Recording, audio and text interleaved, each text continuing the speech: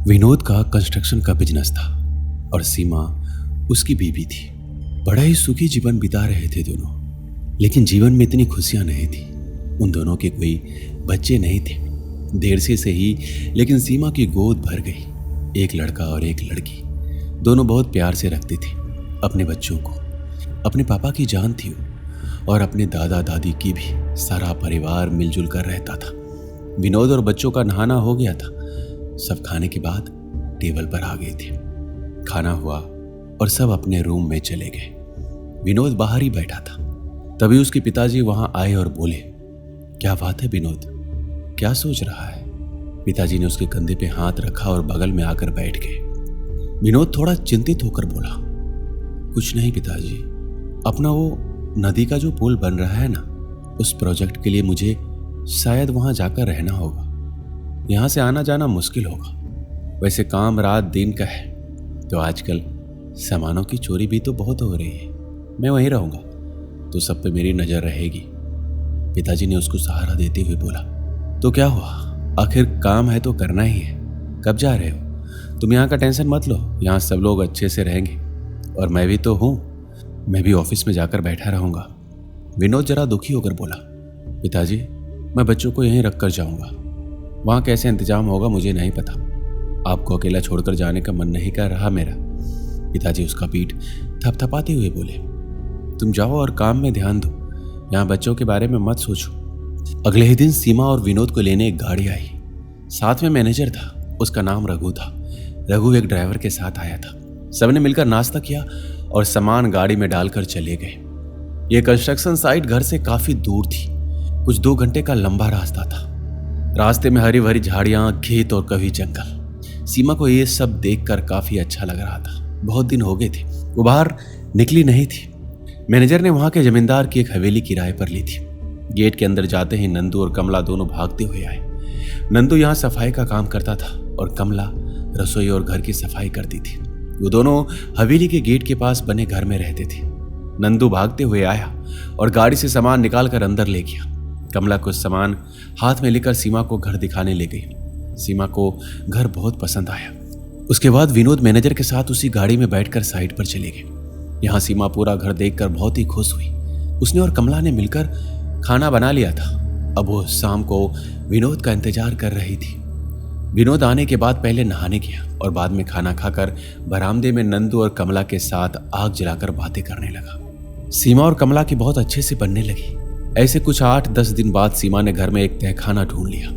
कमला को पूछा तो उसको इस बात की कोई खबर नहीं थी, लेकिन कमला ने सीमा को बोला, दीदी ऐसे पुराने तहखाने में आत्माएं होती है, मैंने टीवी में देखा है। इस पर सीमा जोर से हंस पड़ी।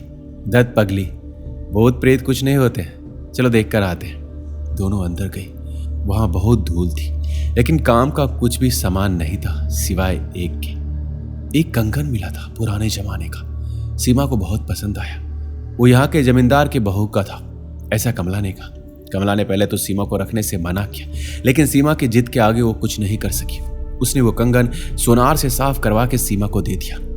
बस उसी दिन से विनोद और सीमा के जीवन में भूचाल आ गया।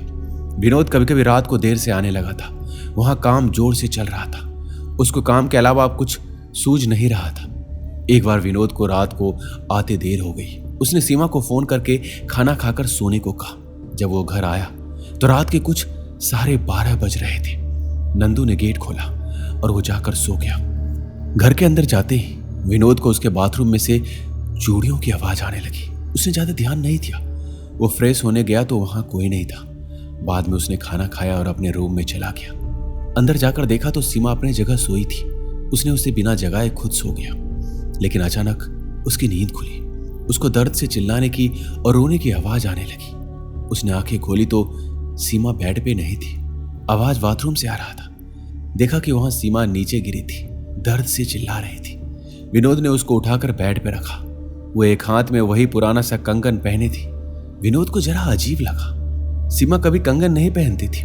सुबह होने के बाद विनोद ने सीमा से कल के बारे में बात की, लेकिन सीमा को कुछ याद ही नहीं था।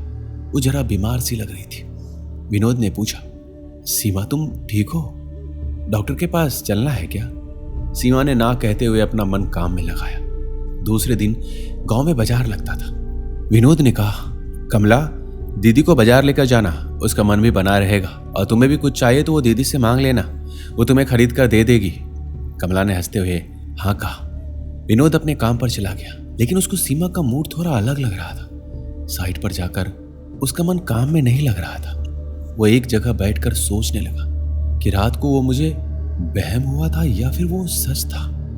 इधर सीमा तैयारी करके कमला के साथ बाजार चली गई। सीमा ने गांव का बाजार नहीं देखा था। उसने ढेर सारा सामान खरीदा। कमला के लिए चूड़ी और कुछ कपड़े खरीदे। दोनों ने मिलकर भुनी हुई मूंगफली हाथ में ले ली और अपनी गाड़ी के लिए इंतजार करने लगे। तभी कमला को कुछ याद आया। दीदी, मैं अभी आती हूँ। हमने धनिया तो लिया ही नहीं, उसके बिना खाने में मजा नहीं आएगा ना। मैं लेकर आती हूँ, आप कहीं मत जाओ, यहीं पे रहना, ठीक। कमला जैसे ही धनिया लेकर आई, देखा कि बहुत भीड़ लगी है। हल्ला हो रहा था। कुछ औरतें जमा होकर जोर से चिल्ला रही थी, कैसी डायन है ये, मेरी बच्ची चुरा रही थी, मारो इसको। कमला को सीमा कहीं दिख नहीं रही थी, तो पास में जाकर देखने लगी। उस औरत के बाल खुले हुए थे, धूल मिट्टी से कपड़े भी गंदे हो गए थे। जब चेहरा सामने आया तो होश उड़ गए। कमला बोली, अरे मारो मत इनको, ये हमारी दीदी है, बहुत बड़े घर की है, दूर हो जाओ। कमला सीमा से बोली, ये सब आपको क्यों मार रहे हैं? अरे ऐसी औरत को मारना ही चाहिए, मेरी लड़की को अपना कहकर उठा के भाग रही थी। सीमा अपने मुंह में कुछ बोल रही थी। मेरी बच्ची मुझे दे दो। कमला के पल्ले कुछ नहीं पड़ा। उनकी गाड़ी आ गई। वो दोनों वहां से घर वापस आए।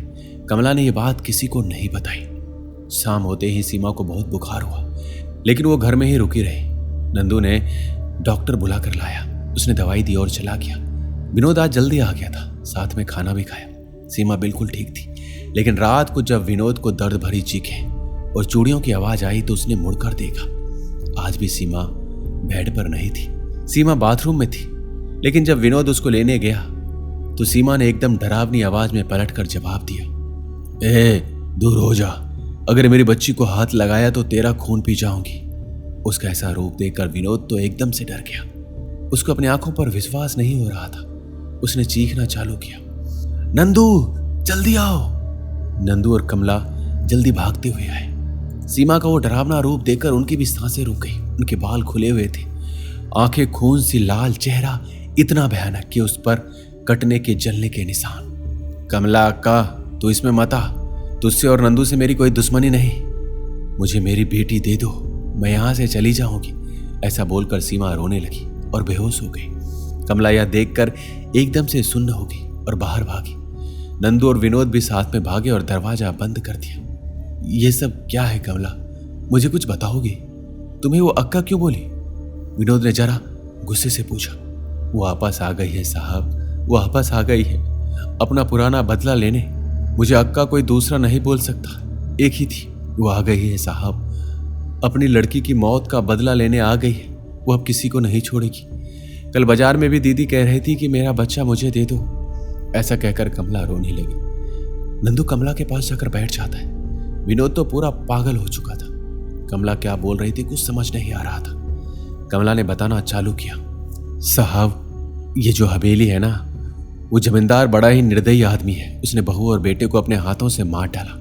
हम दोनों गवाह हैं साहब, लेकिन गरीब की कौन सुनता है। डर और गरीबी के कारण हमने अपना मुंह बंद रखा।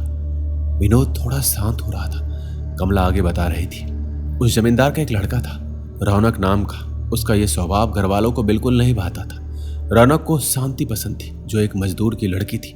वो शादी करना चाहता था, लेकिन उसने शांति से शादी कर ली। लेकिन उसके घर वालों ने लोगों के सामने ये सह लिया, लेकिन उस बेचारी पर बहुत जुल्म किए साहब। विनोद ने बीच में कहा, लेकिन इसमें मेरी सीमा की क्या गलती है, उसने क्या किया?